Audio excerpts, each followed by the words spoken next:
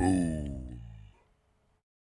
We are just days away from the NFL season, but season-long contests are still open at Boom Fantasy. So to go over those contests and to preview the season, I'm joined by Justin MacMahan from Daily Fantasy Insider, DFI CEO. What's going on, boss? Hey, thanks for having me. Excited for the season. Justin, you just recently got a giant check from Boom. Can you talk about the experience of getting a giant check? I did, and I'm a huge fan of The Office, so I was hoping the giant check would say science because the episode where Michael Scott raises money for science.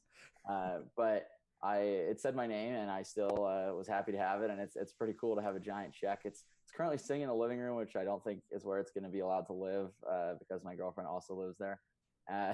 But it's really cool. That was my first giant check I've ever received, even though I've had a few DFS wins. They did not come with the giant check, so that puts Boom right here above everybody else. Yeah, we like being above everybody else. We'll make sure more giant checks come to you in the future, and the next one will definitely say science. I'm going to hand deliver the next one, so we'll make sure I'll sign science myself if I have to. But let's jump right into it. We're going to start with the NFC. We have these Boom contests. These are 8-question contests with 2 lightning rounds covering each conference, and the first one is more passing yards, right, Justin? Yeah, most passing yards. And for this one, I like Kirk Cousins. I have him for about 300 more yards than Russell Wilson. We were just talking before this started about how Baldwin is going to be playing at about 80% health this year.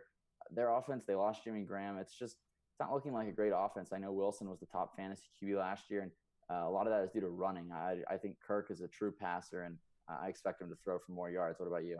I think Russell Wilson's probably the biggest regression candidate in fantasy football heading into the season. He led the league in passing touchdowns, and his team needs him to produce the passing touchdowns. But you're right, he does get his overall fantasy value from rushing upside, and I don't think the passing is going to be there. One thing that I do think makes this question a little tricky is game script. Minnesota is going to be favored in the overwhelming majority of their games this season. Right. They're going to want to pound the rock with Cook and Murray. And I do think Cousins is a productive quarterback and he's surrounded by weapons.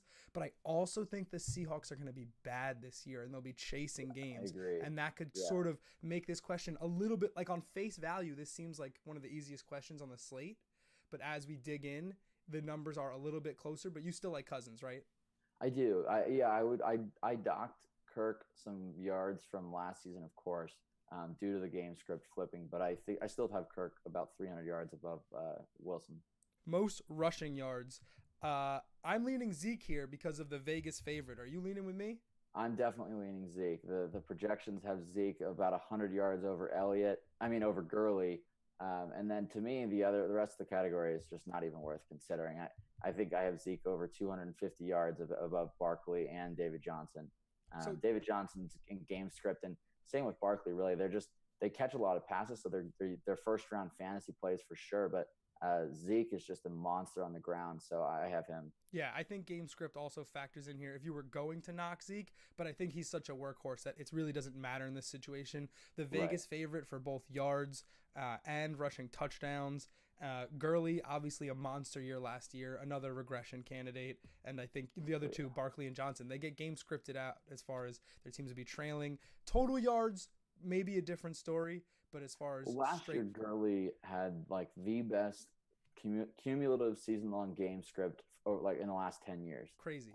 Which for anyone who doesn't know exactly what that means, it just means that the Rams were winning by a margin where you would pretty much always run the ball for more time than any team has been leading by that much in the last 10 years. So Gurley definitely due for a lot of rushing regression.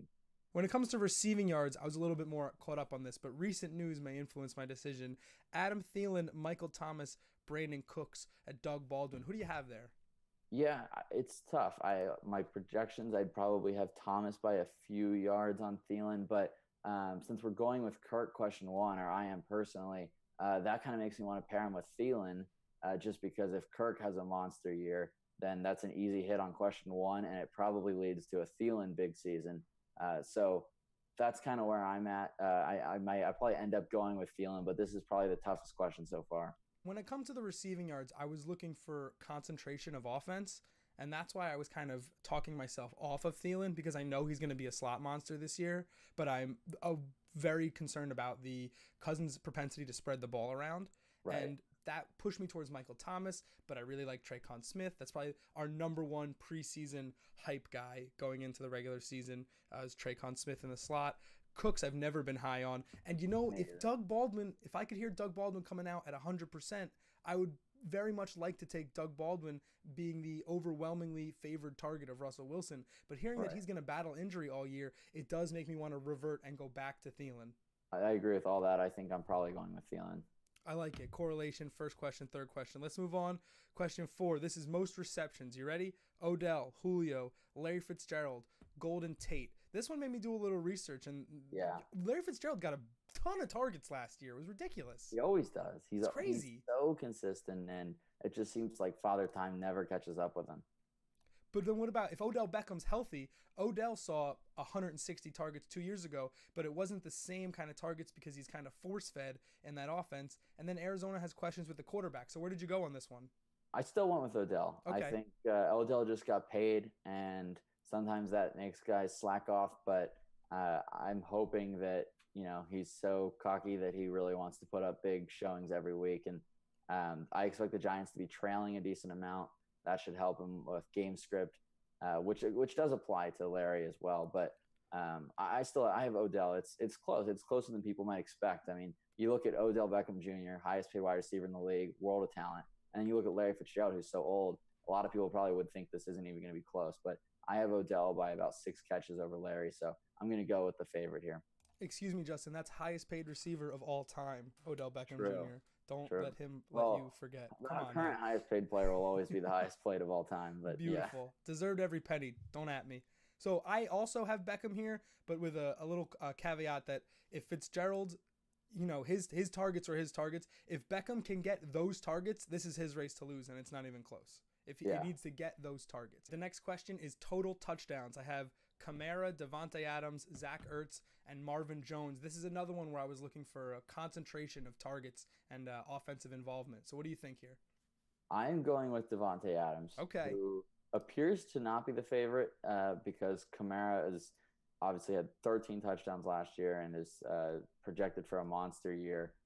But I think Adams is the safer pick, honestly. I think Kamara is, first of all, a huge injury target with how much he could get overworked in the first 4 weeks. And then once Ingram comes back, Kamara's role traditionally does not result in many touchdowns. And if you look at his expected touchdowns last year based on opportunity, they should have been way lower. I mean, 13 was a ridiculous anomaly. But Devontae Adams really does deserve the high touchdown projections. So I'm going to go with Adams here and just hope that Kamara ends up not repeating last year. I totally agree with you on Kamara. His touchdown percentage was way out of whack. That should come back down to earth this year. And Adams, there's nothing wrong with somebody that's been doing it for 10 touchdown years, back-to-back years. He's clearly the number one there. He's clearly more involved in the red zone than the other receivers. People who are worried about Jimmy Graham are wrong. I'm not going to back it up. They're just wrong, all right? Devontae Adams does work inside the 20s. He was most targeted inside 20 yards on the team, and it wasn't even close. No addition of a tight end is going to change. And even if Jimmy Graham takes 6 or 7, I mean, I'd expect Rodgers to throw for over 30 touchdowns. That's what I'm saying. That was my exact next point. Even if you project Jimmy Graham for 10 touchdowns, you're projecting Aaron Rodgers. The Packers are going to score 100 more points than they did with Brett Hundley as their quarterback. So there'll be plenty of opportunities for Adams. I think that's a great pick. Passing touchdowns is our last choice before we get into the lightning questions. Jared Goff, Matthew Stafford, Matt Ryan, and Cam Newton. What do you say? I like Stafford. He's a model of consistency. He just puts up big numbers every single year. And it's these other guys, it's tough to have them in it, especially Goff and Ryan. I mean, they could certainly have huge years and beat out Stafford. But if everybody has an average season for them, I would expect Stafford to barely edge out the other guys in this category. I totally agree. I think Jared Goff is a big-time regression candidate. I think Matt Ryan, we're still kind of hype off Matt Ryan's MVP season. We still haven't come down off that high. He is a 22, 24 touchdown guy, and I think that he'll get back into that this year. Even though he did have a down year last year, I think that his high to come back to isn't as high as what Matthew Stafford can bring. He's one of the most consistent quarterbacks in the game, getting better, getting more consistent with Jim Bob Cooter as his OC, and is getting more and more talent around him as he gets older, and the line is getting better and better. I don't think people are talking about how good the Lions' offensive line can be this year, and if he can get a balanced run game, it's only going to make the Lions more dangerous. So what do you have for Stafford, just as far as projections? Where do you have him sitting?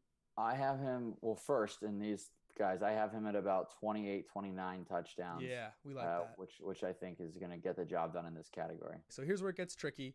We need exact touchdowns. We got Drew Brees. How many passing touchdowns this season? How do you go about, first of all, when it comes to Boom, how do you go about attacking this number and then, or attacking a question like this? And then let's try to get into a total. So for a question like this, I try to look at what I would expect based on the opportunities that he had last year. I know he only had 23 touchdowns last year. Yeah. But I'm not factoring that in all that much. I don't really care how many he ended up getting. I just want to know how many times did he throw to the end zone? How many times did they get the ball down there and score? And then what would be the average with the way their offense ran? And I try to do all that and calculate some kind of number, but it's tough to be spot on, obviously. But it's not as hard as people think. I think it's tough, but it's not impossible. And even though he had 23 last year, that's kind of an outlier, a low outlier for me. Absolutely. And I have him about 28. I was around that number too. Here's the last 5 years for Drew Brees. Starting in 2013, 39, 33, 32, 37, and 23 last year. I have him at 31 this year. I'm high on him. I'm high on the Saints because I don't think the Saints defense is going to be as stifling as it was last year. Do you agree? Do you think that factors into Brees' passing output? It factors in a little bit, but I think that this offense, so the 4 years that you listed before last year, I don't think are nearly as relevant as last year. Okay. Because I think that the way that they are trying to run their offense changed quite a bit. They are doing things more through the run game, obviously, which is why you saw Ingram Kamara be top 10 backs. Yeah. I expect some of the times that they failed to score through the air, they tried, then they ran it in. And it just, by coincidence, I thought Brees probably got screwed out of a few touchdowns. But I wouldn't go as high as 31 or 32. I could be totally wrong, but personally, I'm probably going to submit a few entries and have him at 28 or 29. That's a really fair number. Yeah, 30 is high. 30 is high. I think you make a lot of great points with their transition to a run-focused attack. But if the defense is as bad as you think, if the defense does get a lot worse, and I agree that they're not an elite unit, then 31 or 32. I mean, we're only talking a few touchdowns here. Exactly. It could come in 1 week in garbage time. I mean, so I agree that you could certainly be right, but that's why I'm going a little lower. Just so we're clear, I was going to give you last 5 years touchdowns for every quarterback. I shouldn't do that. Okay. You can't. No, usually it's quite relevant, but for Brees, I think they changed their offense quite a bit. Hey, Rick, I want you to take that research and I want you to throw it out because what you're saying is wrong and it doesn't make any sense. Last question, is that dude, Aaron Rodgers, passing touchdowns? This is really tough. Guy missed a majority of last season, and before that is an MVP caliber player. So his variance for total touchdowns is massive. So what are your projections for Aaron Rodgers passing touchdowns this season? Yeah, I mean, obviously you have to assume that he does not get hurt. Yeah, of course. And so otherwise there's no way to do it. But I actually am going to project him for 15 games. Okay. And giving him a little bit of cushion for an injury plus week 17. I think that they could easily be locked into a playoff spot and would not be playing Rodgers in the last week. So my projection is going to be 31, which I think is a little on the low side, according to most projection systems for him. But I'm settling there because I expect him to miss a game or two due to various Aaron Rodgers related reasons. So I'm kind of going a little bit low, and I think that they'll have some big leads in some of the games they play, and he may stop throwing in those games. Wow, that's super provocative. I kind of was going the other way because I think that the Rodgers is going to be back with a vengeance. Yeah, I know. I could be completely off. Of course, always say it's a huge variance of outcomes on this question, but I think the Vikings aren't going anywhere. I think the Lions are decent, and the Bears aren't going to be terrible. So I don't think the division can be wrapped up early.